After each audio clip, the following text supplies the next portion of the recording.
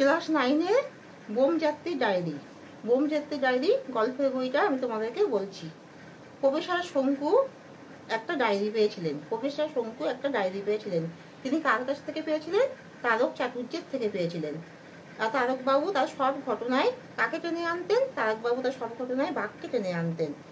বিজ্ঞানের কথা উঠলেই শঙ্কুর সঙ্গে ঠাট্টা করতেন। কে ঠাট্টা করতেন? অবিনাশবাবু। শঙ্কুর সাথে অবিনাশবাবু ঠাট্টা করতেন। ডায়েরির লেখায় লেখক প্রথম কিসের রং পেয়েছিল? ডায়েরির লেখায় লেখক প্রথম সবুজ রং পেয়েছিল।